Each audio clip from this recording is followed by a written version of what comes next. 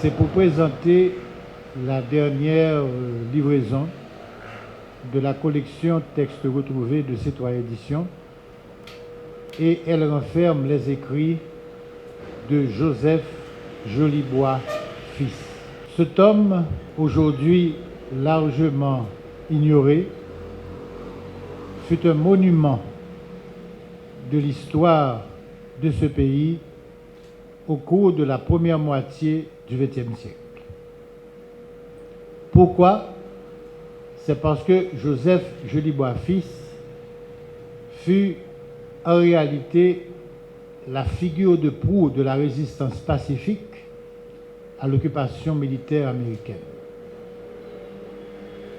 À la fois dans ses écrits, dans ses conférences, dans les manifestations qu'il organisa, et particulièrement Jolibois a réussi à transporter la cause haïtienne sur la scène politique de l'Amérique latine. Il a présenté des conférences pour défendre la cause de la souveraineté d'Haïti en République dominicaine, à Cuba, au Mexique et en Amérique du Sud en général. Il a connu 18 arrestations. Il a été jeté en prison avant l'occupation américaine. Il a été jeté en prison pendant l'occupation et après l'occupation. Joseph Jolibois fils a eu aussi le mérite de lancer en Haïti ce qu'on peut appeler un premier mouvement syndical. Il s'est rendu compte que ne pouvait pas dissocier la lutte des masses populaires d'une lutte pour l'indépendance.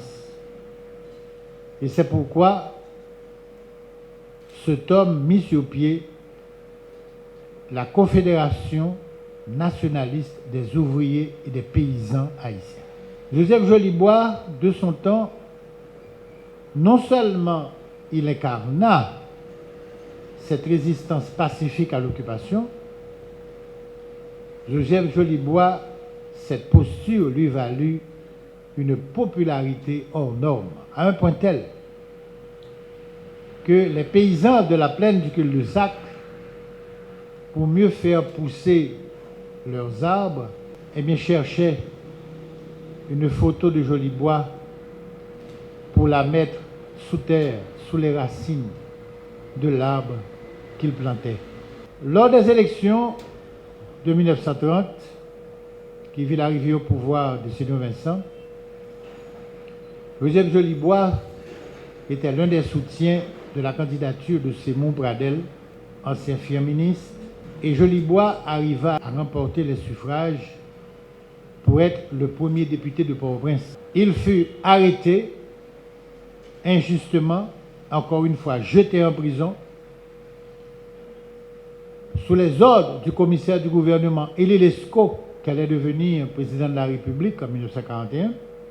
Et tenez-vous bien, malgré toute la lutte que Jolibois mena contre l'occupation, certainement les Américains, les gouvernements collaborateurs de l'occupation le mirent en prison, l'acculèrent à l'exil, mais jamais ils n'ont attenté à sa vie.